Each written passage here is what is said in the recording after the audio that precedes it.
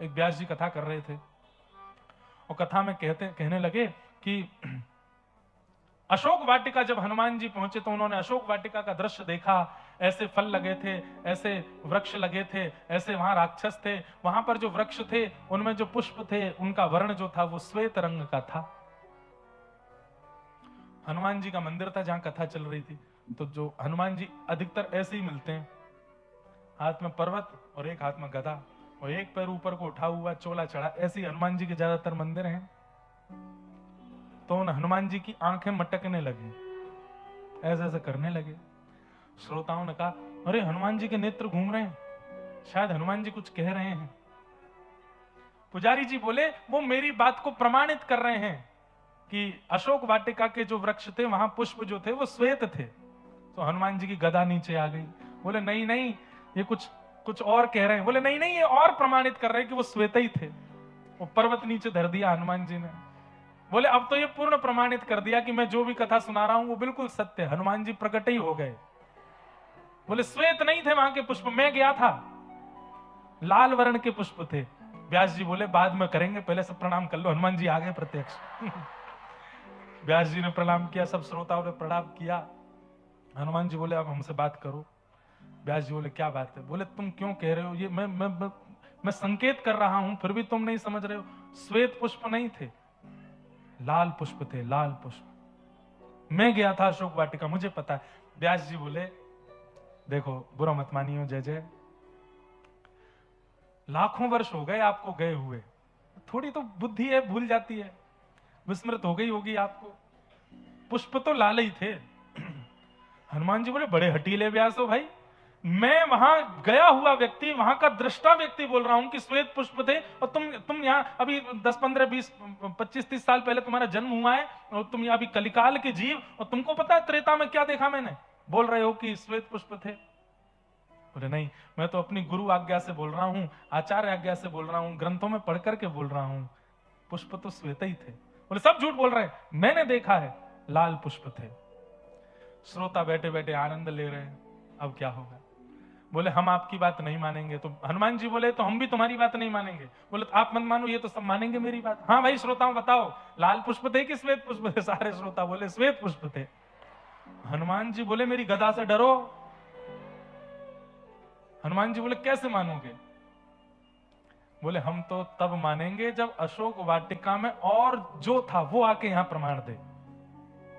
हनुमान जी बोले अशोक वाटिका का प्रमाण तो केवल सीता जी दे सकती है। हाँ तो वही तो प्रार्थना कर रहे हैं, उनको भी बुला लो। और व्यास जी श्रोताओं से कह रहे हैं इसी जिद पे रहना कि पुष्प जो थे वो श्वेत ही थे। हनुमान जी बोले अभी रुको, अभी आता हूं। तुरंत साकेत पहुंच गए। राम जी, सीता जी, सब पूरा राम दरबार बैठा था। आइए आइए हनुमंत लाल, क्या समाचार लेके आए? बोले कि एक जंग छिड़ गई है नीचे, व्यास जी में और मुझ में जंग छिड़ गई है। बोले काय बात की जंग? बोले वो कह रहे हैं कि अशोक वाटिका के पुष्प जो थे वो श्वेत थे, और माँ आपको तो पता है, आप तो वहां रही, मैं भी आया था, वहां के पुष्प लाल थे। माँ, अब हनुमान जी उनसे पूछ नहीं रहे, कह रहे हैं सीधे आप चलो और माँ व्यास जी को प्रमाणित दे दो। वो मुझे झूठा ठहरा रहे हैं, और वो सारे श्रोता भी मुझको झूठा ठहरा रहे हैं। सीता जी बोली अब हम सौभाग्यवती नारी हैं, अकेली तो नहीं जाएंगे, अकेली थोड़ी जाती हैं कहीं भी, राम जी से पहले आज्ञा ले लो, राम जी जाएंगे तो हम जाएंगे। हनुमान जी गए, राम जी के चरण पकड़ लिए, दबाने लगे। बोले क्या बात है? बोले थोड़ी देर के लिए हमको अपॉइंटमेंट दे दो एक, आप थोड़ी देर के लिए पृथ्वी पर चलो। बोले क्यों? पूरा बात बताया ऐसे। अरे तुम कथा में तुम्हारा विवाद हो गया, उसके लिए तुम हमको लेके जाओगे? आपको नहीं पता, बहुत बड़ी बात है, आप तो साकेत में रहते हैं, मैं पृथ्वी पर रहता हूं, कथाओं में ही मेरा जीवन जाता है, और वहां कथा में वो मुझे ही ठहरा रहे हैं गलत, मैं किस मुंह से वहां जाऊं और जाके चोला चढ़वाऊं फिर से? आप चलो।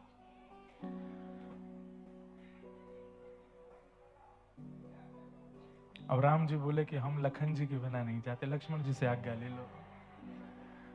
हनुमान जी लक्ष्मण जी के पास गए, लखन भैया आप तो देखो, तुम सब जगह ले जाने की मत कहा करो, हैं ये कोई बात है? अब तुम्हारी छोटी सी बात के लिए हम प्रभु को नीचे लेके जाएंगे? भैया आप जो कहेंगे हम सब करेंगे, चरण पकड़ रहे हैं आपके, प्लीज 1 मिनट के लिए ले चलो। लखन जी बोले देखो वन में बात अलग थी, अब भरत भैया भी बड़े हैं, भरत भैया से आज्ञा लिए बिना मैं नहीं जाऊंगा। भरत भैया के पांव पूजे, भरत भैया को मनाया। भरत भैया बोले शत्रुघ्न जी हम सबके छोटे हैं, मैं तो नंदीग्राम चला गया था 14 वर्ष के लिए, भैया वन में चले गए थे, लक्ष्मण जी भी वन में चले गए थे, अयोध्या में तो यही थे, तो जब से हम लोग लौट करके आए हैं तब से इन्हीं की चलती है, शत्रुघ्न जी जब तक नहीं बोलेंगे तब तक कोई नहीं जाएगा। हनुमान जी ने जाके शत्रुघ्न जी को मनाया, बड़ी मुश्किल से शत्रुघ्न जी माने। लेके आना था सीता जी को, पर कथा में श्रोता और वक्ता प्रतीक्षा कर रहे हैं। देखते ही देखते शत्रुघ्न जी, भरत जी, लक्ष्मण जी, राम जी, सिया जी, संपूर्ण अयोध्यावासी वहीं प्रकट हो गए। व्यास जी ने सब श्रोताओं को इशारा किया, बोले देखो कथा का फल मिला, ठाकुर जी प्रकट हुए, दर्शन करो, प्रणाम करो। सब आरती उतारी गई, महाआरती हुई महाराज, लाखों की तादाद में लोगों ने राम जी के दर्शन किए। कोई कुछ पवाने लगा, कोई अपने घर से मटरी बना के लाया, लड्डू बना के लाया, पेड़ा बना के लाया। हनुमान जी बोले ये सब क्या कर रहे हो, जिसके लिए आए हैं वो करो। अरे ठाकुर जी इसलिए नहीं आए, ठाकुर जी प्रमाण देने आए हैं। व्यास जी बोले पहले हमको अपने काम करने तो बाद ठाकुर जी बार बार थोड़ी आएंगे, बड़ी मुश्किल से मिले, चरण वरण धो धा के चरणामृत पी लिया, सब बिल्कुल आनंदित हो गए। व्यास जी दोबारा से व्यासपीठ पे बैठे, श्रोता सब अपने स्थान पे बैठे। हनुमान जी बोले अब प्रमाणित करो। तो व्यास जी ने कहा सियाजू, हम ये निवेदन कर रहे थे कि पुष्प वाटिका के जो अशोक वाटिका के जो पुष्प थे वो श्वेत वर्ण के थे लंका में, पर हनुमान जी लड़ रहे हैं कि वो रक्त वर्ण के थे। अब आप प्रमाणित कर दीजिए वहां के पुष्प कैसे थे। हनुमान जी हंसने लगे, मेरे पक्ष में जाएगी बात तो। सीता जी ने तुरंत कहा लंका की अशोक वाटिका के पुष्प श्वेत ही थे। और जैसे ही कहा श्वेत थे, हनुमान जी के तो नेत्रों में आंसू आ गए, बोले सब मिल गए हो, सब आपस में मिलकर के मेरे पीछे, मुझे वो रक्त वर्ण के दिखे। तब सियाजू ने सिर पर हाथ फेरते हुए कहा पुष्प तो श्वेत ही थे, पर हनुमंत लाल आपने जब वहां आकर के मुझे देखा और अपनी मां को इतनी पीड़ा में और इस प्रकार राक्षसों के घेरे में देखा, तो आपको इतना क्रोध चढ़ा कि आपका संपूर्ण अंग तो लाल हो ही गया, नेत्र भी लाल हो गए। इसलिए आपको हर श्वेत वस्तु में लाल लाल का अनुभव होने लगा। इसलिए गलत आप भी नहीं हो, आपको लाल पुष्प इसलिए दिखे क्योंकि आप बहुत क्रोध में थे, पर वास्तविकता पुष्प तो श्वेत ही थे।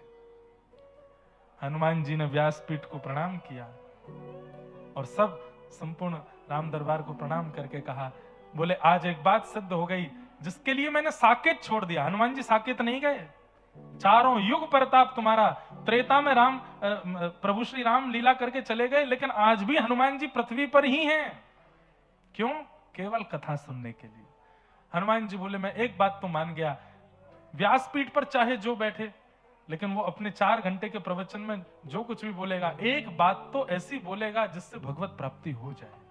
ये बात मैं प्रमाणित मान चुका हूं आज, कि व्यासपीठ पर बैठने वाले व्यक्ति के मुख से, भले ही वो प्रपंचों के लिए बैठा हो, आजकल क्योंकि मिलावट व्यासपीठ में भी हो गई है, भले ही वो धन अर्जन करने के लिए बैठा हो, लेकिन उसके मुख से एक बात तो ऐसी व्यासपीठ से निकलेगी ही कि वो किसी का जीवन ठाकुर जी के सन्निधि में ले जाने लायक कर दे। व्यासपीठ के प्रति नतमस्तक हो गए। तो कथा में रुचि बनना, कथा के प्रति प्रेम बढ़ना, इस बात का प्रमाण है कि ठाकुर जी आपसे प्रसन्न हैं, ठाकुर जी आपसे राजी हैं। तभी कथा के प्रति प्रीति बढ़ सकती, नहीं तो कथा के प्रति रुचि नहीं बढ़ सकती। गणपति भट्ट गए जगन्नाथ महाप्रभु का दर्शन करने के लिए, और उनका नियम था कि मैं गणेश जी के अलावा किसी को नहीं देखता। जब किसी ने कहा कि यहां मंदिर में तो कृष्ण विराजमान है, बलभद्र सुभद्रा जी हैं, तो गणपति भट्ट रोने लगे, ओहो मेरा तो नियम टूट गया, मैं अपने इष्ट के अलावा किसी को नहीं देखता। मुझे किसी ने भ्रमित करके कह दिया कि जगन्नाथपुरी में तो गणेश जी हैं, अब तो मेरा नियम टूट गया। रोने लगे समुद्र के तट पर। तो आप लोग इधर ध्यान दो, यहां देखो, हम माइक पे बोल रहे हैं, हमारी आवाज तेज है, बाहर वाले बिना माइक के बोल रहे हैं। क्या बता रहा था मैं? हाँ, तो गणपति भट्ट गए, कतार में खड़े थे दर्शन करने के लिए, तो आगे पीछे के लोगों से पूछा, अंदर मंदिर में गणेश जी है ना? किसने भेंका दिया आपको? बोले लंबोदर तो हैं पर गणेश जी नहीं है, ठाकुर जी हैं। लंबोदर मतलब जिसका पेट बड़ा होता है। गणपति भट्ट रोने लगे समुद्र के तट पर, अरे मेरा नियम टूट गया, मेरी इष्ट परंपरा टूट गई। ठाकुर जी बोले इष्ट से इतना प्रेम करता है कि मेरा दर्शन नहीं करेगा? ठाकुर जी बोले खेला जाए इसके साथ। ठाकुर जी छोटे से बालक बन के गए और गणपति भट्ट से जाके बोले क्यों रो रहे हो? बोले मैंने नियम लिया था कि मैं गणेश जी के अलावा किसी को नहीं देखूंगा, और मैंने यहाँ जगन्नाथपुरी आके गलती कर दी। अब यहाँ तो मंदिर में कृष्ण बैठे हैं, उनको तो मैं नहीं देखूंगा। ठाकुर जी बोले किसी ने तुमको बहका दिया है, गणेश जी ही हैं अंदर, और तुमको विश्वास ना हो तो आंख पे पट्टी बांध के चलो, छू के देख लेना। पहले जगन्नाथ जी को स्पर्श करने का अधिकार सबको था। अच्छा एक बात बताएं, पहले मंदिर में सब जगह स्पर्श का अधिकार था। बाद में मुगलों का आगमन हुआ और मंदिरों में जब ये लोग दूषितताएं करने लगे, तब से मंदिर के गर्भगृह बंद कर दिए, तब से आज तक बंद ही है। तो गणपति भट्ट जी आंख पे पट्टी बांध के गए, जगन्नाथ जी के सन्मुख पहुंच गए। बोले मैं पट्टी तभी खोलूंगा जब मुझे पता लग जाए कि ये गणेश जी हैं। सबसे पहले इनकी नाक छू के देखूंगा। जैसे यहां हाथ रखा, हाथ रखते रखते देखे तो वो तो सूंड जैसा अनुभव हो, अरे ये तो सूंड है, ये तो गणेश जी है। नहीं, एक बार कान और देख लूं, यहां हाथ रखे तो बड़े बड़े कान। एक बार पेट और देख लूं, जैसे ही पेट देखने लगे लंबोदर। और ठाकुर जी इतने इतने खेलते हैं, सूंड से उसके सिर को गुदगुदाने और लगे, तो उसको विश्वास ही हो गया ये तो गणेश जी ही हैं। जैसे ही पट्टी खोली तो गणेश जी नहीं, जगन्नाथ जी थे। अरे मायावी देवता, मैं आंख बंद करता हूं तो सूंड का अनुभव कराता है, आंख खोल के देखता हूं तो जगन्नाथ बन जाता है। राम राम, मेरा नियम टूट गया, मेरा नियम टूट गया। तुरंत ठाकुर जी प्रकट हो गए और प्रकट होकर के गणपति भट्ट को हृदय से लगा लिया। बोले अरे तू भेद क्यों मानता है? चाहे वो गणेश हो, चाहे वो शिव हो, चाहे वो कृष्ण हो, चाहे वो राम हो, चाहे वो देवी हो, चाहे भद्रकाली हो, सब में मैं विराजमान हूं। सब जगह मेरा विलास है, सब जगह मेरी उपस्थिति है, बस देखने के लिए दृष्टि चाहिए। सब जगह मैं विद्यमान हूं। क्यों प्रसन्न हो गए? क्योंकि अपने इष्ट के प्रति इतनी निष्ठा है गणपति भट्ट की, ठाकुर जी प्रसन्न हो गए। और ऐसे प्रसन्न हुए, आज तक स्नान पूर्णिमा, जिसको ज्येष्ठ पूर्णिमा कहते हैं, आज भी ठाकुर जी गणेश जी का रूप धारण करते हैं। ज्येष्ठ पूर्णिमा जो है जगन्नाथ जी का जन्मदिन है, जन्मोत्सव है, और उस दिन कलशों से स्नान करते हैं ठाकुर जी। बाहर आकर के स्नान वेदी पर स्नान करने के बाद फिर 15 दिन के लिए मंदिर बंद हो जाता है। तो स्नान करने के बाद जो सबसे पहला श्रृंगार जगन्नाथ जी का होता है, वो गणेश जी के रूप में ही होता है। सूंड ठाकुर जी धारण करते हैं, बड़े बड़े कान लगाते हैं और बिल्कुल गणेश जी जैसे ही बनते हैं। तो गणपति भट्ट से इतनी रीझ है कि आज हजारों साल हो गए हैं, ठाकुर जी आज भी गणेश जी बनते हैं। कर्माबाई से ऐसे रीझे, आज भी उनकी खिचड़ी पाते हैं। जयदेव महाप्रभु से ऐसे रीझे, आज भी उनके गीत गोविंद को। है कोई इनसे बड़ा प्रेमी? हमारा प्रेम तो 10-15 दिन का होता है, 10-5 महीने का होता है। उसके बाद हमारे प्रेमी ने हमें क्या दिया, हमारे लिए क्या प्रस्तुत किया, हम भूल जाते हैं। पर ठाकुर जी नहीं भूलते, आज भी याद रखते हैं ठाकुर जी। किसने मुझे क्या दिया, कैसे दिया, कब दिया, सब याद है। अभी मैं कथा सुना रहा था, चेन्नई में भी एक भगवान के भक्त हुए, रोज ठाकुर जी को वस्त्र भेजते थे। बहुत धनवान थे, अच्छे वाले वस्त्र भेजते थे। एक बार जीवन में ऐसा उतार चढ़ाव आया कि उनके जीवन से धन चला गया।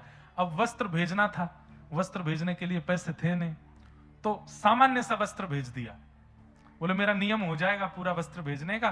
तो बिल्कुल ऐसा कपड़ा भेजा जिसको ठाकुर जी की सेवा में क्या पोंछा में भी यूज नहीं किया जाए, लेकिन नियम था, धन है नहीं तो सामान्य वस्त्र भेज दिया। सर्दियों का समय, ठाकुर जी कंबल ओढ़ के बैठते हैं, आगे कोयले की सिगड़ी तापते हैं। ठाकुर जी को रात्रि में शयन करा करके गुसाई जी गए। सुबह मंगला में आकर के देखा तो ठाकुर जी की कटकटी चल रही है, दांत जोर जोर से ऐसे ठाकुर जी कांप रहे हैं। एक दिन पहले ही जो सामग्री आई थी उनमें वो वस्त्र भी आया था। तो उस वस्त्र को देख करके नीचे जो सेवक आदि थे उन्होंने कहा, अरे ये वस्त्र तो पोंछा के लायक भी नहीं है, इसको ऐसे बाहर कर दो, किसी और को दे देंगे, ठाकुर जी की सेवा में क्या प्रयोग करें। वो वस्त्र बाहर कर रखा था। अगले दिन जब मंगला में ठाकुर जी देखे तो ठाकुर जी के दांत बज रहे थे जोर से। गुसाई जी बोले, अरे कंबल लाओ, कंबल लाओ। 10-5 कंबल चढ़ा दिए, 2-3 सिगड़ी लगा दो सामने, बार बार हाथ सेक सेक करके ठाकुर जी के हाथों का स्पर्श करें, घी लगावें, इत्र लगावें गरम गरम, ठाकुर जी की सर्दी जावे। ठाकुर जी की सर्दी नहीं गई। जब इतना करने के बाद भी सर्दी नहीं गई तो गुसाई जी समझ गए, बोले ओहो जरूर किसी भक्त ने मन से कुछ भेजा होगा और वो इनको ओढ़ना होगा, किसी ने उसको नहीं दिया होगा, इसीलिए ये नाटक कर रहे हैं ठंड लगने का। सेवकों को बुलाया, क्यों कल कुछ वस्त्र आए थे क्या? बोले हाँ, कहाँ है? सब दिखाए। बोले इनमें से कुछ हटा दिए थे? कहा हाँ, एक दो कपड़े थे वो ज्यादा बढ़िया ठाकुर जी के योग्य नहीं थे, वो बाहर के। बोले वो कहाँ है? वो तो हमने रसोई घर में रख दिए कि पोंछा मोछा के काम आएंगे। बोले वही लाओ। उन कपड़ों को लाए और जैसे ही वो कपड़ा ला करके ठाकुर जी के चरणों पर रखा, इतने में ठाकुर जी बोले मुंह तो पसीना आ रहे हैं बहुत जोरते, सबरे कंबल हटाओ, इस सगड़ी हटाओ, सामने से गर्मी लग रही है बहुत जोरते। क्यों? ठाकुर जी को सर्दी नहीं लगती, ठाकुर जी को गर्मी नहीं लगती, ठाकुर जी को प्रेम लगता है, ठाकुर जी को भाव लगता है, ठाकुर जी को भूख नहीं लगती। वो उनको आप पवाओगे, आप खिला सकते हो उनको? नहीं, ठाकुर जी को केवल प्रेम चाहिए, केवल भाव चाहिए। और वो प्रेम भाव कैसे भी हमारे चित्त में निर्मित हो जाए और हम उसको प्रस्तुत कर दें उनके आगे, उसके लिए तो हम कथा सुन रहे हैं कि हमारा मन वैसा बन जाए कि हम भी कुछ प्रस्तुत करें, कर्मा जैसा, जयदेव महाप्रभु जैसा, ताकि हमारा भी वो भाव स्वीकार हो। जिन भेषा मारो सांवरो रीझे, मैं सो ही भेष धरूंगी। यहां भेष की बात नहीं है, यहां हर भाव की बात है। जिन कर्मों से मेरे ठाकुर जी रीझे, जिस भेष से मेरे ठाकुर जी रीझे, जिस स्वभाव से मेरे ठाकुर जी रीझे, हम वही धारण करेंगे। बंधुओं, समय देखो किसके पास कितना है ये तो पता नहीं। किसी का उद्देश्य बहुत धन कमाना होता है, किसी का उद्देश्य उपलब्धि प्राप्त करना होता है, किसी का उद्देश्य नाम कमाना होता है। भक्ति पथिकों का उद्देश्य केवल और केवल ठाकुर जी के होना है, बस उनके हो जाएं हम, वो कैसे भी हमको स्वीकार कर लें, और उसके लिए जो करना पड़े हम सब करेंगे। जिन भेषा मारो सांवरो रीझे, मैं सो ही भेष धरूंगी बाला, मैं बैराग। और एक बात याद रखना, इस मार्ग पर कठिनाइयां बहुत हैं। पहली कठिनाई परिवार, सब राजी हों ये आवश्यक नहीं है। हो सकता है पत्नी ही विमुख हो जाए, हो सकता है पति विमुख हो जाए, हो सकता है बच्चे आपका मजाक उड़ाने लगे, हो सकता है माता पिता ही आपको मना करने लगे, हो सकता है परिवार के और लोग भी आपके पीछे पड़ जाएं। ये सब क्या करे रहते हो? कई लोग इसी डर से दोनों तरफ रहते हैं, भक्ति भी करते हैं और संसारवाद भी करते हैं, दोनों तरफ पांव लगाए रखते हैं अपने, कि चलो परिवार कुछ कहेगा तो नहीं इस वजह से। पर भैया दो नाव पे पैर रखोगे तो कितने दिन रखोगे? कभी तो धारा ऐसी आएगी कि नाव दोनों अलग होंगी तो गिरना पड़ेगा, तब एक चूज करना पड़ेगा। अब चूज कर लो। हमें तो लगता है जिस दिन आप कथा में आ गए उसी दिन से ही, उस दिन समझ लीजिए कि अब यही धारा है, इसी को पकड़ लीजिए। लोग तो बोलेंगे, लोग तो रोकेंगे, लोग तो छेड़ेंगे, और कई अब तो ये भी कह सकते हैं कि धार्मिक लोग भी रोकेंगे आपको, ये क्या कर रहे हो, ये सब आडंबर है, ये सब पाखंड है, तुम्हारे गुरुजी ऐसे ही हैं, तुम जिस भाव का पालन कर रहे हो इससे कुछ नहीं होने वाला, ये सब ऐसा ही है। अब तो ये भी शुरू हो गया, ये ट्रेंडिंग चल रहा है। आप स्वयं से पूछिए, स्वयं के चित्त को शांति मिलती है, स्वयं की सेवा में रुचि बढ़ रही है, नेत्र सजल होते हैं, प्रेम से हृदय भर जाता है, आपको ठाकुर जी का सामीप्य अनुभव होता है, तो उस क्रिया को कीजिए। किसी और के बहकावे में आने की आवश्यकता नहीं है। एक महाराष्ट्र की भक्त थी, उनका नाम है कानोपात्रा। क्या नाम है? पंढरीनाथ जी की भक्त हुई कानोपात्रा। जिसको ठाकुर जी को प्राप्त करना होता है वो कैसे भी कर लेता, और जिसको नहीं करना होता सब व्यवस्थाएं मिलने के बाद भी नहीं करता। कानोपात्रा एक वैश्या की पुत्री थी। इनकी माताजी का नाम श्यामा, नगर वैश्या थी। जब कानों का जन्म हुआ तो मां के मन में आया कि जो कलंक मुझ पर लगा है वो कलंक कभी मेरी पुत्री पर ना लगे, और इस कलंक के कारण मेरी पुत्री को कोई कष्ट ना दे, ऐसी विचारधारा उनके चित्त में आ गई। बहुत ध्यान से सुनिएगा। लेकिन कई बार ऐसा नहीं होता। अगर माता पिता दोषी होते हैं तो उनके बालकों को भी उसी दोष में ठहरा दिया जाता है। समाज संसार बहुत खतरनाक है बंधु। इन लोगों को चाय के साथ चर्चा करना बहुत अच्छा लगता है, और उस चर्चा का विषय कई बार आप भी बन जाते हैं।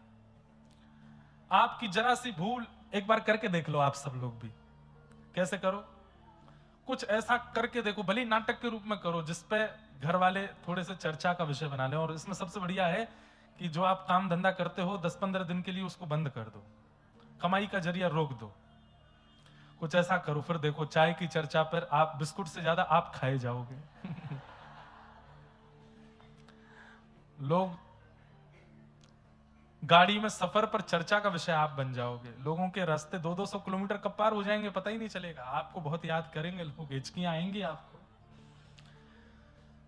तो कानू पात्रा का जन्म हुआ। मां के मन में यह भाव था कि जैसा कलंक मुझ पर है मेरी पुत्री को ना लगे, मेरी पुत्री कम से कम ठाकुर जी की भक्त बने। और एक बात आपको बता दें, पिता यदि ठान ले कि मुझे अपने पुत्र या पुत्री को यह बनाना है तो संभवतः हो सकता है कि वो ना बने, लेकिन मां यदि ठान ले तो 90% वो बालक बन ही जाएगा, जैसा मां चाह रही है वैसा। मां चाह ले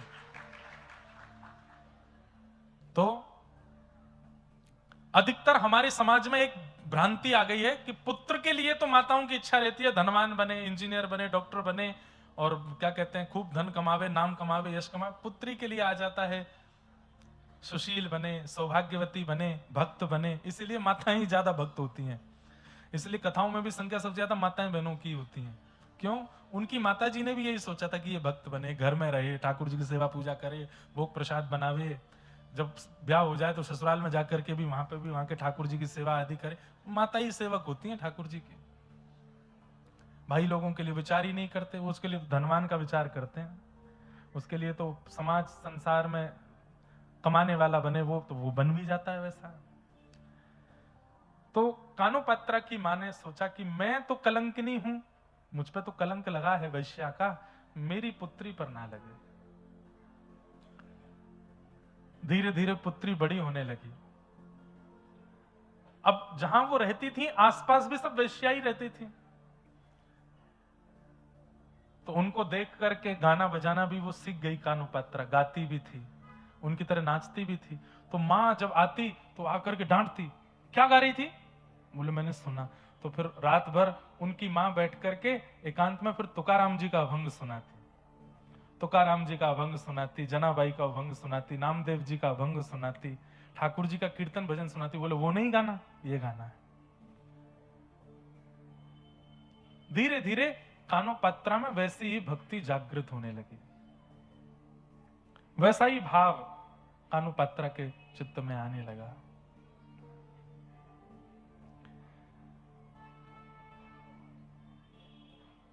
मंदिर जाने की इच्छा करती तो कानू पात्रा की मां कहती कि हम इतने पवित्र कुल की नहीं है, इतने पवित्र खानदान की नहीं है कि हम मंदिर जा सकें। लेकिन इसको कैसे समझाऊं ये बात? मंदिर जाएंगे तो कोई रोकेगा टोकेगा, हमें नहीं जाने देगा। रात्रि में जब मां कहीं जाती तो पूछती, मां आप मुझे रात में अकेला छोड़ के चली जाती हो, मुझे भी लेके चला करो साथ में। तो मां झूठ बोलती कि हमारे नगर में भूत प्रेत बहुत है, मैं उनको भगाने जाती हूं। इन बातों से वो रुक जाती। लेकिन कब तक छुपाए छुपे बातें। धीरे धीरे कानू पात्रा जब बड़ी हो गई तो उसका भी रूप इतना सुंदर, उनका भी आकर्षण इतना ज्यादा हो गया कि लोग बागों की कुदृष्टि उन पर आने लगी। अब नगर में चर्चे होने लगे, कानू पात्रा बहुत सुंदर है और उससे मिलना है, उसके साथ रहना है, उससे बात करनी है, ऐसी सब चर्चाएं जब मां सुनती तो उसको इतनी घबराहट होती कि मेरी बच्ची इन सब चीजों से दूर रहे। लेकिन लोगों की दृष्टि तक तो ठीक थी बात। एक दिन राजा की दृष्टि पड़ गई, और जब राजा कुछ ठान ले तो फिर प्रजा तो कुछ कर नहीं सकती। मां ने सदा समझाया कि तू केवल विठोबा की है, तू केवल विठल की है, और कोई तेरा नहीं हो सकता। बहुत छोटा सा चरित्र है कानू पात्रा जी का, और एक ऐसी भक्त हैं जिन्होंने बहुत कम समय में ठाकुर जी को प्राप्त कर लिया। राजा के सैनिक लोग आ गए, कानू पात्रा को पकड़ लिया और चलो राजा ने तुमको बुलाया है, कोई अंतिम बात तुमको करनी हो परिवारी जनों से, मां से, तो कर लो, क्योंकि अब तुम वापस नहीं आओगे, अब तुम राज भवन में ही रहोगी, राजा को सुख प्रदान करना है। तो कानू पात्रा से जब पूछा गया कि तुम्हारा अंतिम इच्छा कुछ हो तो बताओ, तो उसने कहा, मैंने जीवन भर विठोबा के कीर्तन सुने हैं, जीवन भर विठोबा का केवल नाम सुना है, दर्शन नहीं किया। एक बार मंदिर में आज्ञा लेकर के पुजारियों से कहा, आप तो राजा के सैनिक हैं, आप तो जो चाहे कर सकते हो, जब राजा मुझे बुला ही रहे तो राजा केवल एक प्रस्ताव दे दें, मुझे एक बार विठोबा को देखना है, उनको देख के मैं आ जाऊं। तो मंदिर में प्रवेश वर्जित था, वैश्या की पुत्री है, लेकिन राजा ने आज्ञा कर दी, बोले नहीं, इसको दर्शन कराओ, उसके बाद ये हमारी सेवा में रहेगी। तो पुजारी आदियों ने भी आज्ञा दे दी, मंदिर के द्वार खोल दिए और कानू पात्रा गई है। पहली बार विठोबा के सामने कमर पर हाथ धरे ठाकुर जी को आज तक केवल सुना है, लेकिन आज जैसे ही देखा सन्मुख गई, जाकर के कानू पात्रा के नेत्र सजल हो गए और सजल नेत्रों से ठाकुर जी से कहती है कि नाथ,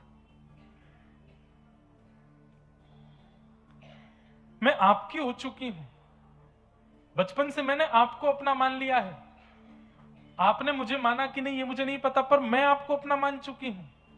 अब आपके अलावा यदि मेरा कोई स्पर्श भी करे, मेरा कोई वर्ण करे, तो इसमें मेरी कोई लाज नहीं जाएगी, आपकी लाज जाएगी।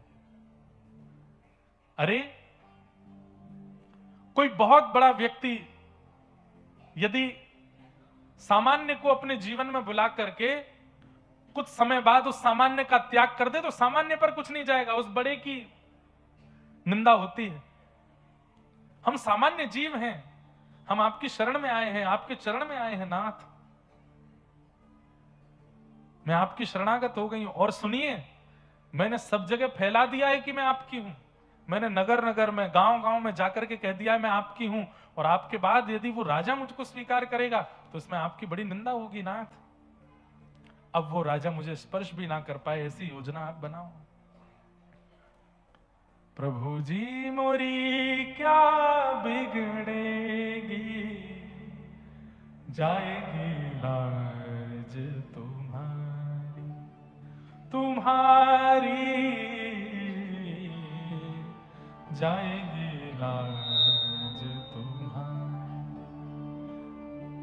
हरि जी मोरी क्या बिगड़ेगी, जाएगी लाज तुम्हारी, तुम्हारी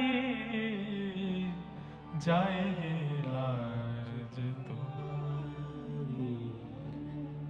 मुपति पांच पांच के तुम पति, सो पति काहे बिसारे।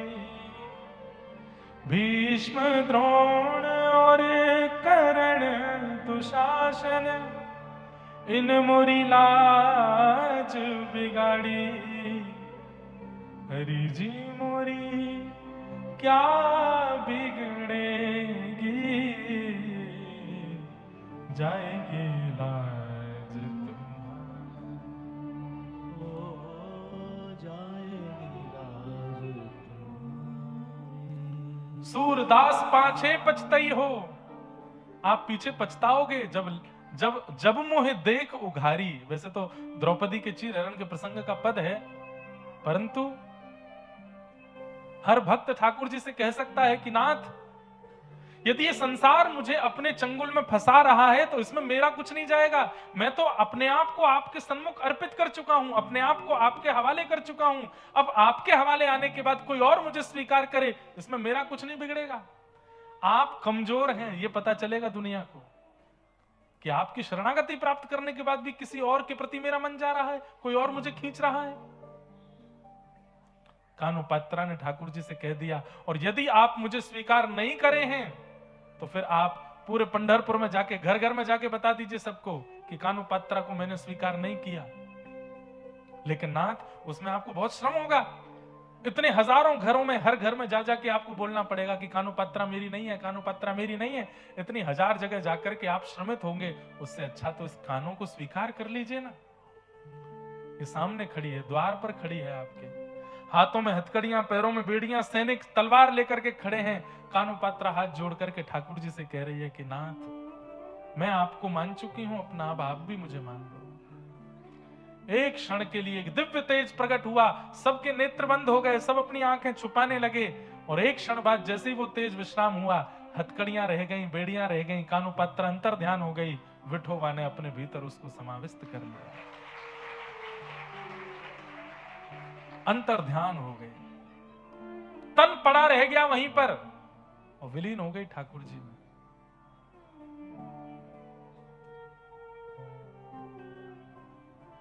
ठाकुर जी स्वीकार करें, इसी के लिए तो हम लोग भक्ति पथ पर चल रहे हैं, उसके योग्य हम बने, उसी के लिए तो हम लोग कथा भागवत सब श्रवण कर रहे हैं। करने की ठान ले कोई मन में तो कर सकता है, हमने ठाना नहीं है अभी, वो डेडिकेशन जैसा होना चाहिए वो आया नहीं है अभी। अरे जिसके अंदर डेडिकेशन हो जाता है वो घर भी इसी भाव से बनाना, घर नहीं बना रहे, निकुंज बना रहे हैं ठाकुर जी का, विवाह नहीं कर रहे हैं, एक सहचरी ला रहे हैं ठाकुर जी की सेवा के लिए, ये संतान उत्पत्ति नहीं हो रही है तो ठाकुर जी की सेवा अधिकारी आ रहे हैं घर में, खाना नहीं बन रहा है, भोग बन रहा है ठाकुर जी के लिए, सजावट घर की नहीं हो रही है, ठाकुर जी के निकुंज की हो रही है। हम कौन हैं? घर के मालिक नहीं है, घर के मालिक ठाकुर जी, हम तो उनके दास हैं, सेवक। हर परिस्थिति, गाड़ी नहीं खरीद रहे हैं, रथ लेकर के आ रहे हैं ठाकुर जी के लिए, कभी कहीं जाना पड़े ठाकुर जी बैठ के जा सके। हर व्यवस्था ठाकुर जी के संबंध की हो जाए हमारे जीवन में, तभी हमारा जीवन सार्थक है। बाकी दो जगह पैर रखे रहो, भक्ति भी कर लो, संसार को भी स्वीकार कर लो, उससे कुछ नहीं मिलने वाला। तो निर्मत्सराणाम सताम, ठाकुर जी को मात्सर्य दोष प्रिय नहीं है। वैद्यम वास्तवमत्र वस्तु शिवदम तापत्रयोन्मूलनम। श्रीमद् भागवत की कथा श्रवण करने के बाद ठाकुर जी से आपको अपना एक संबंध अनुभव होने लगता है, ठाकुर जी आपको अपने कुछ लगने लगेंगे, मेरे ठाकुर जी ये हैं, मैं ठाकुर जी से ये संबंध मानूं। बंधुओं, तो हे मोहे नाते अनेक मानिए, जो भावे ज्यों तो तुलसी कृपा चरण शरण पावे। ठाकुर जी से हमारे अनेक नाते हैं, चाहे जो संबंध आप ठाकुर जी से बनाओ, बस जिस संबंध को बनाओ उसको निभाना जरूर, उसको निभाइएगा जरूर। निगम कल्प तरोर गलितम फलम सुख मुखादमृत द्रव संयुतम पिबत भागवतम रसमालयम मुहुर्हु रसिका भुवि भावुका। निगम कहते हैं वेद के समूह को, कल्प दरोर गलितम फलम, निगम रूपी कल्प वृक्ष का पका हुआ फल है श्रीमद् भागवत, मतलब वेदों का फल है श्रीमद् भागवत। सुख मुखाद अमृत द्रव संयुतम, सुखदेव जी के मुख लग जाने से अमृत तुल्य हो गई है भागवत। पिबत भागवतम रसमालयम, कथा को सुनने की आज्ञा नहीं दी है, कथा को पीने की आज्ञा दी है। भागवत की कथा को पियो, इस कथा रस का पान करो। पिबत भागवतम रसमालयम, बोले कितना पिए? बोले मुहुर हो रसिका भुवि भावुका, पीते रहो पीते रहो पीते रहो, उसका रस स्वादन पान करते रहो। इस प्रकार 3 श्लोकों में मंगलाचरण किया गया। 88,000 सौनिकादि ऋषियों ने सूत जी महाराज से 6 प्रश्न किए, इन्हीं 6 प्रश्नों में अब कथाक्रम चलेगा। सूत जी महाराज अब यहां से कथा सुनाना प्रारंभ करते हैं और अनेक विषय बताने के बाद धर्मस्वनिष्ठितः पुंसाम विश्वक्सेन कथासु यः नोत्पादये दधिरतिम श्रम एव हि केवलम। एक बहुत सुंदर बात है, ध्यान से सुनिएगा। धर्मस्वनिष्ठितः पुंसाम विश्वक्सेन कथासु यः नोत्पादये दधिरतिम श्रम एव हि केवलम। हमारे द्वारा की गई पूजा, हमारे द्वारा किया गया व्रत, हमारे द्वारा की गई नव दुर्गा की आराधना, हमारे द्वारा किया गया सोमवार व्रत, एकादशी व्रत, श्रावण में बिल्वपत्र अर्पण, एकादशी के दिन तुलसी अर्पण, ये सब ठाकुर जी स्वीकार करते हैं। इसका प्रमाण क्या है? हम अपनी आराधना में जो कुछ भी ठाकुर जी को निवेदित करते हैं उससे ठाकुर जी प्रसन्न हो रहे हैं, इसका प्रमाण क्या है? कई लोग हैं अनेक नियम करते हैं, कोई गिरिराज जी की परिक्रमा का नियम लिया हुआ है, कोई जगन्नाथपुरी जाने का नियम लिया है, किसी ने महाप्रसाद नित्य पान करने का नियम लिया है, किसी ने एकादशी का नियम लिया है, किसी ने ठाकुर जी की सेवा के प्रारूप में गरीबों की सेवा, कन्याओं के विवाह आदि आदि सब सेवा क्रम करते हैं, पर इन सब से ठाकुर जी प्रसन्न होते हैं, इसका प्रमाण क्या है? किससे प्रसन्न हो रहे हैं? अब ये बात आप लोग ये नहीं सोचना कि महाराज जी बना के बोल रहे हैं, बना के नहीं, लिखा है इसलिए बोल रहे हैं। क्या ठाकुर जी की प्रसन्नता का प्रमाण क्या है? आपकी सेवा से ठाकुर जी प्रसन्न है। तब कहते हैं कहीं सत्संग चल रहा हो, कहीं कथा चल रही हो, कहीं कोई वैष्णव जन बैठकर के कीर्तन कथा का गान कर रहे हो और आप एक क्षण के लिए रुके और वहां बैठकर के उस कथा कीर्तन को सुनने लगे और सुनते सुनते सुनते सुनते कब पूरा समय निकल गया आपको पता ही नहीं चला। इतनी इच्छा और इतनी रुचि भरी उस कीर्तन कथा में कि कब समय निकला पता ही नहीं चला। आपको अपने शरीर का भी भान नहीं हुआ, दर्द का भी भान नहीं हुआ, भूख प्यास भी नहीं लगी, बस कथा में रम गए। समझ जाओ ये प्रमाण है कि आपकी सेवा से ठाकुर जी प्रसन्न है, यही प्रमाण। पर हर महीने जगन्नाथपुरी जाते हैं, हर अमावस्या गिरिराज जी की परिक्रमा करते हैं, हर एकादशी पर व्रत करते हैं, पर कथा में बैठे हैं, इधर देख उधर देख, अभी 1 घंटे की और है कथा, तो अभी कब जाएंगे, कब निकलेंगे, कब क्या, वो क्या पहन के आया, उसने क्या किया है, इतना ही इनमें ही दिमाग लगा है। व्यास जी क्या कह रहे हैं एक शब्द भी समझ में नहीं आ रहा है। तो कहते हैं श्रम एव ही केवलम, आप केवल वो जो नियम कर रहे हो दुनिया भर के, वो केवल एक मेहनत कर रहे हो, ठाकुर जी उससे राजी नहीं है।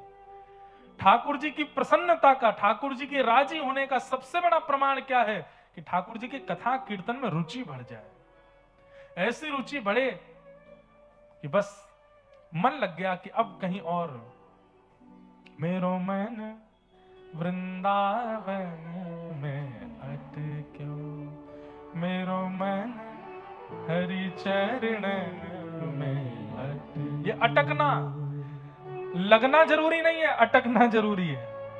लगते तो बहुत लोग हैं, कई लोग लगते हैं। अब एक का मन किया जगन्नाथपुरी जाने का तो 5 दोस्त और बोले हम भी चलेंगे, लगे तो वो 5 भी साथ में, पर जगन्नाथपुरी जाके अटकता एक ही है। अटकना जरूरी है। कथा में आए तो हजारों की संख्या है, जहां तक दृष्टि जा रही है लोग ही लोग बैठे हैं पीछे तक, लेकिन इतनी भीड़ में लगे तो बहुत हैं, पर अटका कौन? मीराबाई अटक गई थी, कुंभन दास अटक गए थे, कृष्णदास अटक गए थे, जयदेव महाप्रभु अटक गए थे। हम अटके नहीं हैं, हम लगे हैं। और जो अटकेगा उसकी स्थिति क्या हो जाएगी? बन के जोगन डोलत ब्रज में, पीवत यमुना जल को, मेरो मैं वृंदावन में अटक्यो, मेरो मन हरि चरण में। अब इसका भी अर्थ लोग ये निकाल लेंगे कि बन के जोगन, बताओ तुम लोग अच्छे खासे घर में रहने वाले लोगों को कह रहे हो जोगन बन जाओ वृंदावन जाके, मैं बैरागन होंगी गा गा करके लोगों को कह रहे हो बैराग्य धारण करो। नहीं, तन से जोगन नहीं बनना, तन से बैरागन नहीं बनना, मन से बनना है। तन से जोगन नहीं बनना। तन से तो खूब कलकत्ता में रहो, खूब चटकदार कपड़े पहनो, 9-9 लाख के हार पहन के घूमो, हाथों में खूब सोने के कड़ूला कंगन पहन के घूमो, पर उनका असर मन पे मत होने दो। खूब 1.5 करोड़ की गाड़ी में चलो, पर उस 1.5 करोड़ की गाड़ी को मन पर बुद्धि पर हावी मत होने दो। ये है वैराग्य, ये है जोगन बनना। खूब बढ़िया प्रसाद पाओ, पर उस प्रसाद के बिना रह ना सको। खूब बढ़िया रोटी दाल चावल खाओ। अब रोटी दाल चावल ही बोलेंगे, और क्या बनता है आपके कलकत्ता में? है यहाँ तो रसगुल्ला ही है, रसगुल्ला है, और कुछ चाट वाट बनती है, हैं?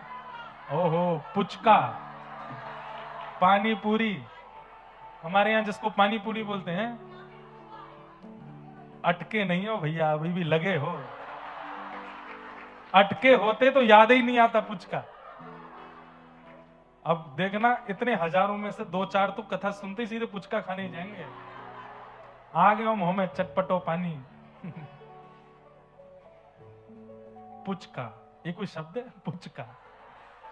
हमारे यहां बोलते हैं पानी पूरी, कहीं बोलते हैं पानी के बतासे, कहीं बोलते हैं क्या है? गोलगप्पा है? गोलगप्पा, हाँ गोलगप्पा, खाए जो है जाए गोलगप्पा। हमारे यहां बोलते टिकिया, ब्रज में बोलते हैं टिकिया। अलग अलग नाम है, नहीं अटकोगे भैया, तुम तो लगे ही ठीक हो। हजार नाम तो आपको पता है। तो क्या बता रहा था मैं? तो जोगन और वैरागन का मतलब ये नहीं है कि आप सब छोड़ छाड़ करके शरीर से भी वही बन जाओ, नहीं, सबके बीच रहो पर मन पे हावी मत होने दो। जोगन और वैरागन कौन है? कि जीव की इच्छा तो हुई कि पानी पूरी खानी है, पुचका खाना है, पर तुरंत सोचा, हे जीव, मैं तेरी दासी थोड़ी हूं, चल घर में भिंडी बनी खा। तुरंत भिंडी खा के जीव को शांत कर ले, ये वैरागन है। आप हंसो नहीं, ये वास्तविकता बता रहे हैं। मन को एकाग्र करने का ये तरीका है, मन को संभालने का ये तरीका है कि मन जो मांगे उससे विपरीत दो उसको। मन की इच्छा हो गई हमको ये पीना है, तो उसको पिलाइए मत, क्योंकि जैसे ही पीने की इच्छा हुई और आपने उसको पिलाया तो मन क्या समझ जाता है कि ये मेरा दास है, मैं जो कहता हूं ये मुझे तुरंत देता है, और फिर मन उसी चीज में आपको रमाए रखता है, लगाए रखता है। मन की तरंग मार लो, बस हो गया भजन। देखो कितने अच्छे शब्द हैं। आदत बुरी सुधार लो, आदत बुरी सुधार लो, बस हो गया भजन। अगर कोई कथा में बैठा है, बीड़ी पीता है, तंबाकू खाता है, कुछ भी उल्टा सीधा खान पान सेवन करता है, अभी बोल दे बस आज से छोड़ दिया, अरे महाराज एक साथ 1000, 2000, 5000 गिरिराज जी की परिक्रमा का फल मिल जाएगा उसको, जैसे ही वो अपनी बुरी आदतों को सुधारने का नियम ले लेता है। ठाकुर जी उसको कंठ से लगा लेते हैं, वाह भैया तेने सुधारने को प्रण ले लिया अपने आप में। कोई तुम्हें बुरा कहे सुनकर करो क्षमा, कोई तुम्हें बुरा कहे सुनकर करो क्षमा।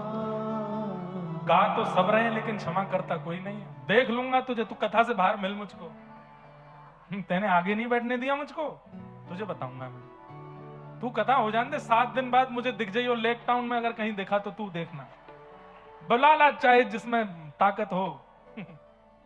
हम ऐसे हैं। पर भक्त का नियम कैसा है? कोई तुम्हें बुरा कहे सुनकर करो क्षमा, कोई तुम्हें बुरा कहे सुनकर करो क्षमा। अपनी वाणी का स्वर संभाल लो, बस हो गया भजन। अपनी वाणी का स्वर संभाल लो, बस हो गया भजन। हो मन की तरंग मार लो, बस हो गया भजन। हो मन की तरंग मार लो, बस हो गया भजन। ये भजन के रूप हैं। एक व्यक्ति को हम जानते हैं, वो श्रावण में मौन रहते हैं, पूरा श्रावण मास मौन रहते हैं, एक शब्द नहीं बोलते और अन्न नहीं खाते, केवल पयोव्रत करते हैं। पयोव्रत समझ रहे हैं? दूध पी के रहते हैं, एक समय भोजन करते हैं बस। और वो भी भोजन कैसे करते हैं? जो अनाज है उसको गैया को खिलाते हैं, फिर गैया का गोबर जो होता है उसको छान के, उसको सुखा के, उसके अनाज की रोटी खाते हैं। इतना कठिन तप करते हैं, पर उनको गुस्सा जब आता है ना, बोलते तो नहीं है लेकिन किसी को बुला के गाली लिख के दे देते हैं। ले मैंने कि कहां गया व्रत, कहां गया इतना ये अनाज वनाज खिला के गैया का, तुम क्या कर रहे हो भाई? सारी स्थिति तन पर लागू होने की नहीं होती है। मन वैरागन बने, मन जोगन बने। आप कलकत्ता में भी रहते हैं लेकिन मन वैरागन है, मन भले ही अनेकों अवस्थाएं मिल गई पर मन पर उसका प्रभाव नहीं होता। हम कथा करने ऑस्ट्रेलिया भी जाते हैं, अमेरिका भी जाते हैं, कनाडा भी जाते हैं, विदेश की धरती पर भी जाते हैं, पर मन पर असर नहीं होने देते। यही तो चाहिए कि मन पर उसका प्रभाव ना पड़े। बन के जोगन डोलत ब्रज में, पीवत यमुना जल को, मेरो मन वृंदावन में अटक्यो, मेरो मन हरि चरण में अटक्यो।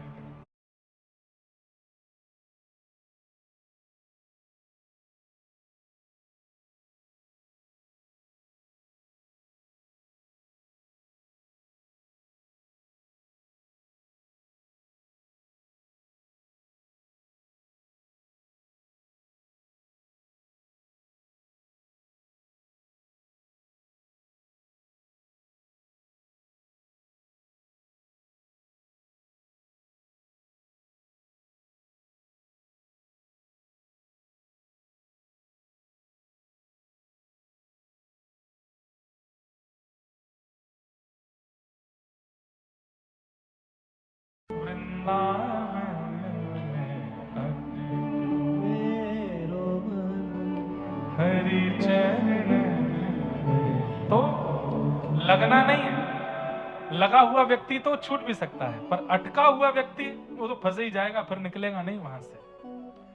तो वही बात यहां पर कही जा रही है, धर्मस्वनिष्ठितः पुंसाम विश्वक्सेन कथासु यह नोत्पादयेद अधिरतिम श्रम एव हि केवलम। आप चाहे जितने नियम कर लीजिए, चाहे जितने व्रत कर लीजिए, जितने अनुष्ठान कर लीजिए, जितनी परिक्रमाएं लगा लीजिए, लेकिन ये सब ठाकुर जी स्वीकार करते हैं। इसका प्रमाण होगा सत्संग में जाकर के, अगर आपका मन अटक रहा है सत्संग में, बस 7 बजते ही ये लगता है हो गया समय। जैसे ही व्यास जी कहें अब आगे कथा कल सुनाएंगे, तो मन घबराने लगे कि अब कैसे निकलेगी पूरी रात, कब तक, तब समझो कि हाँ इतनी रुचि कथा के सत्संग के प्रति बढ़ रही है, तो समझो ठाकुर जी आपके द्वारा किए गए सब व्रत नियम अनुष्ठान सेवाओं को स्वीकार कर रहे हैं। कथा में कहकर के आए थे 1 घंटे के लिए आएंगे, लेकिन 4 घंटे निकल गए, बीत गया, कब समय पता नहीं चला। समझो ठाकुर जी प्रसन्न हैं, आपसे राजी हैं। ठाकुर जी राजी नहीं होंगे ना, तो बाकी सब जगह मन लग जाएगा, कथा में मन नहीं लगेगा। क्योंकि कथा क्या है, आपके पूरे सुधार का मूल कथा है। आपके जीवन में सुधार, आपकी करनी में सुधार, आपकी बोली में सुधार, आपके मन में सुधार, आपकी वाणी में सुधार, विचारों में सुधार कथा से होगा। और उस कथा से आप सुधरो, ठाकुर जी चाह नहीं रहे। करते रहो नियम। अब नियम तो रावण भी बहुत करता, रोज त्रिपुंड लगाता था, रोज शंकर जी का अभिषेक करता था, रोज वेद अध्ययन करता था।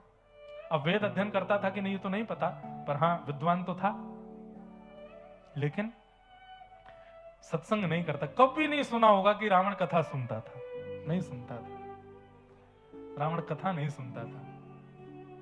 और श्री हनुमान जी महाराज, प्रभु चरित्र सुनवे को रसिया, राम लखन सीता मन बसिया।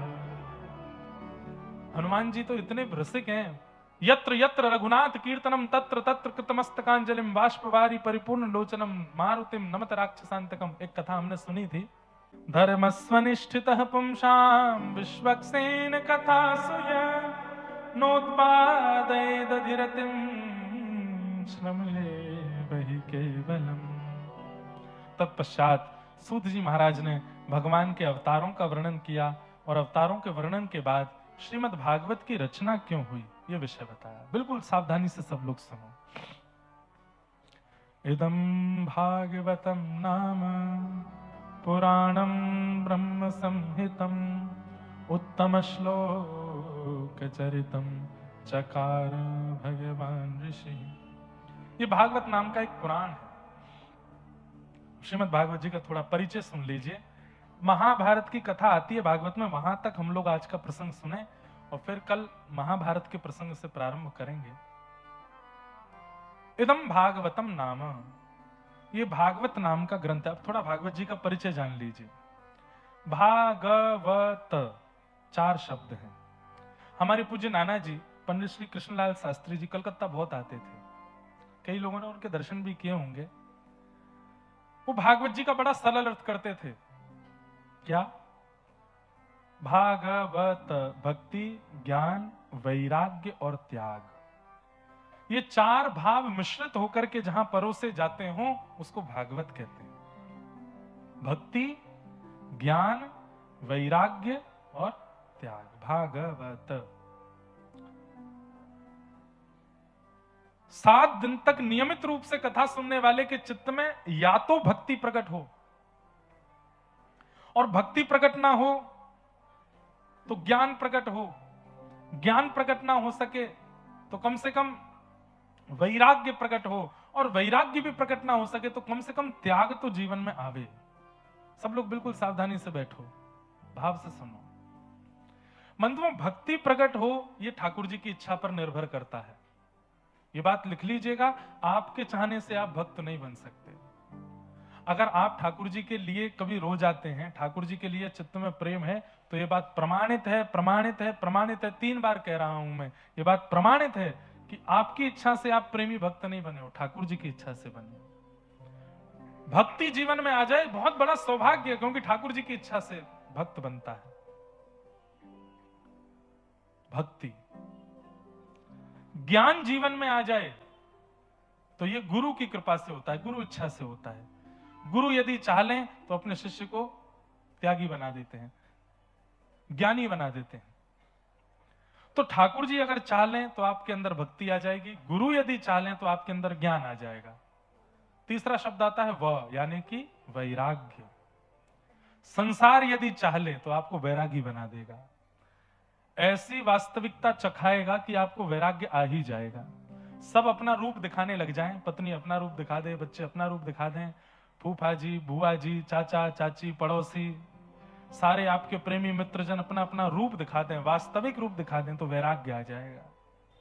संसार यदि चाह ले तो आपको वैराग्य दिला देगा, और आप यदि चाह लो तो आप त्यागी बन सकते हो।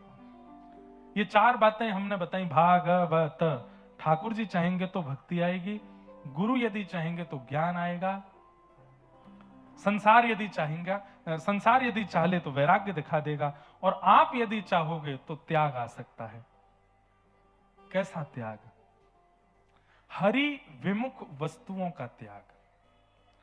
आज कम से कम एक नियम तो आप धारण कर लीजिए कि जो हरि के नहीं है वो हमारे नहीं है। चाहे वो वस्तु हो, चाहे वो व्यक्ति हो, चाहे वो वस्त्र हो, चाहे वो स्थान हो, चाहे वो भोजन हो, चाहे वो पीने का पेय पदार्थ हो, चाहे वो देखने की वस्तु हो, चाहे वो सुनने की वस्तु हो, जो हरि संबंधी नहीं है उससे हमारा कोई संबंध नहीं।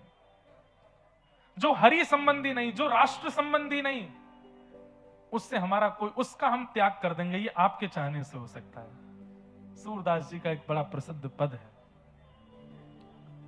तजोरे मन हरि विमुखन को संग, तजोरे मन हरि विमुखन को संग, जाके संग कुमति उपजत है, जाके संग कुमति उपजत है, पड़त भजन में भंग। हाँ, पड़त भजन में भंग, तजोरे मन हरि विमुखन को संग, तजोरे मन हरि विमुखन को संग। उस मित्र का त्याग कर दीजिए जो कथा सुनने से रोकता हो। उस परिवारी का त्याग कर दो जो महाप्रसाद जगन्नाथ जी का पाने से आपको रोकता हो। हमको बोलने में संकोच नहीं है, आपको सुनने में हो सकता है। वो पत्नी और पति भी योग्य नहीं है जो जगन्नाथ जी के दर्शन से रोकते हो। अच्छा, अब इसमें भी बात है, त्याग कैसे करें? त्याग का मतलब बहुत बड़ी बात है कि त्याग शरीर से हो वो श्रेष्ठ नहीं है, त्याग तो मन से होता है। कई बार आज भी आप लोग ऐसे ऐसे लोगों का संग कर रहे हो जिनको आप मन से त्याग चुके हो, लेकिन शरीर से आपको रहना पड़ता है साथ में। कई लोग यहां ऐसे बैठे हैं जो ऑफिस जाते हैं, कॉलेज जाते हैं, अपने काम पर जाते हैं, वहां बिल्कुल विपरीत लोग हैं। मांस मच्छी खाने वाले लोग हैं, हर प्रकार के दूषित वार्ता करने वाले लोग हैं, आप उनको चित्त से स्वीकार नहीं कर सके, लेकिन कर्म के लिए आप वहां जाते हो। मन से तो आप त्यागी चुके हो ना, मन से ही त्यागना है। जो हरि से संबंध बनाने में विमुखता प्रकट करता हो, हरि से मिलने में विमुखता प्रकट करता हो, मन से उसका त्याग करो। देवादिदेव महादेव शंकर ने सती का मन से त्याग किया था, तन से नहीं। जब जिद करने लगे कि जाना है यज्ञ में, महादेव ने कहा कि देवी तुम सब जानती हो, वहां मेरा अपमान हो रहा है और मुझे बुलावा भी नहीं दिया, फिर भी तुम्हारी जाने की इच्छा है, सब जानते हुए भी जाना चाहती हो तो तुम जाओ। कहते हैं उसके बाद महादेव ने सन्मुख आसन रखा। जिस पत्नी का आसन वाम भाग में होना चाहिए, उस पत्नी का आसन सन्मुख रखा। इसका मतलब क्या है? तन से त्याग नहीं किया, पर मन से गतिविधियों में त्याग कर दिया। जो बगल में बैठने की अधिकारिणी थी उसको सामने बैठाया। इतने से ही सती समझ गई कि ये मेरा मन से त्याग कर चुके हैं। और भैया, तन से छोड़े हुए वस्तु का फिर भी चिंतन बना रहता है। कई लोग मन से वस्तु का त्याग कर देते हैं, पर चिंतन उसी का करते रहते हैं। लेकिन तन से त्यागी हुई वस्तु का चित्त में चिंतन चला रहता, पर मन से जो चला गया है, वो बगल में भी बैठा हो तो भी उसका स्मरण नहीं बनता। इसलिए मन से छोड़ना है।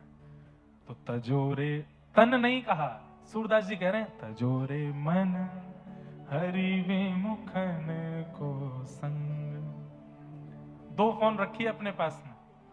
एक फोन में केवल कार्य, जहां आपका कार्य भूमि है, कार्य क्षेत्र, वहां के लोगों को नंबर दिया कीजिए, और एक फोन में उनको नंबर दो जो हरि से जोड़ने वाले और हरि से मिलवाने वाले ऐसे मित्र हैं, ऐसे संबंधी, ऐसे रिश्तेदार, ऐसे नातेदार। या फिर अब 2 फोन नहीं रख सकते तो व्हाट्सएप पे 2 ग्रुप बना लो। एक ग्रुप में तो उनको रखो जो सारी संसारी बातें करते हैं, और उस ग्रुप को रखो म्यूट मोड पे, पता ही नहीं चलता मैसेज कब आता है। और एक ग्रुप बनाओ सब परिवार में भी, बुआ जी का बेटा है वो कथा सुनता है, उसको जोड़ो। हमारी पत्नी के परिवार में से कोई है, उसको जोड़ो। जो सत्संग भक्ति से प्रेमी हो उनको उसमें जोड़ो। उसको नोटिफाई मोड पर रखो, रात में 2 बजे भी मैसेज करें तो हमको पता चले। उनसे संबंध रखो और उनका त्याग करो जो हरि विमुख करते।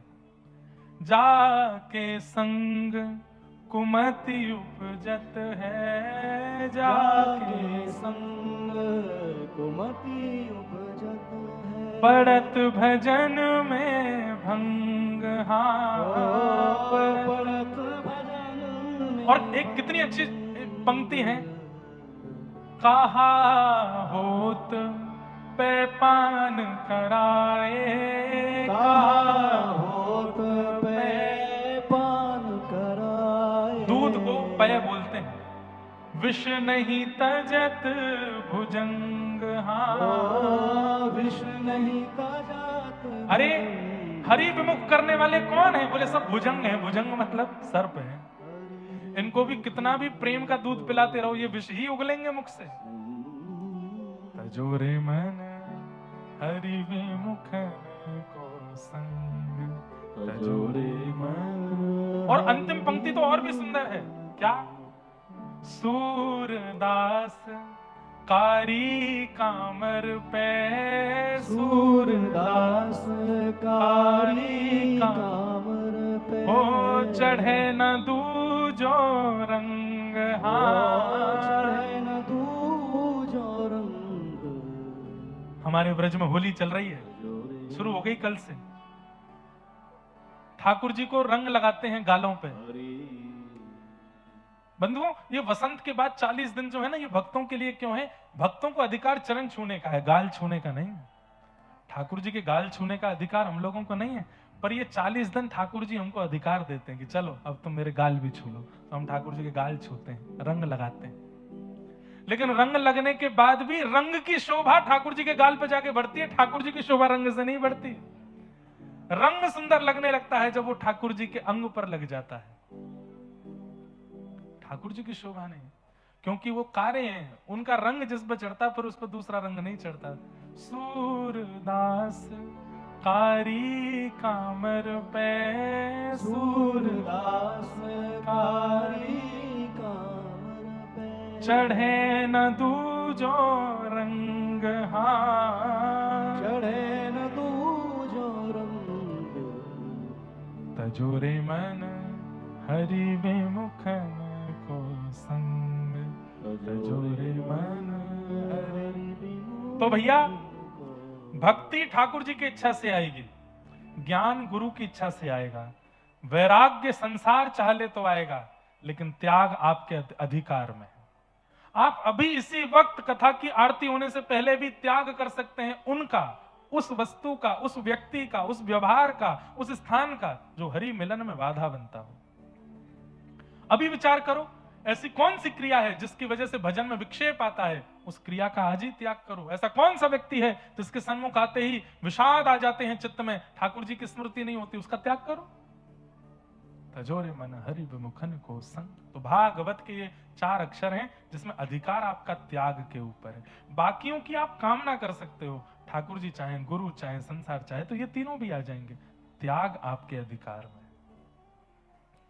इदम भागवतम नाम पुराणम ब्रह्म संहितम, ये पुराण है और उत्तम श्लोक चरितम, इसमें अच्छे अच्छे चरित्र सुनाए गए हैं। किसके? भगवान के भक्तों के। भैया भक्त चरित्र सुनिए, भगवत चरित्र से ठाकुर जी का प्रभाव पता चलेगा, लेकिन भक्त चरित्र से ठाकुर जी का स्वभाव पता चलता है। और ठाकुर जी का स्वभाव जब पता चल, हम एक बात कथा में कहते हैं कि भगवान यदि रीझ गए तो वैकुंठ दे देंगे, लेकिन भक्त यदि रीझ गए तो भगवान को दे देंगे। तो भक्त रीझें, ठाकुर जी रीझ करके क्या देंगे? स्वर्ग दे देंगे, वैकुंठ दे देंगे, गोलोक धाम दे देंगे, साकेत धाम दे देंगे। लेकिन यदि भक्त रीझ गए तो भक्त रीझ करके तो ठाकुर जी को गोद में दे देंगे, ठाकुर जी को आपको अपना बनवा देंगे।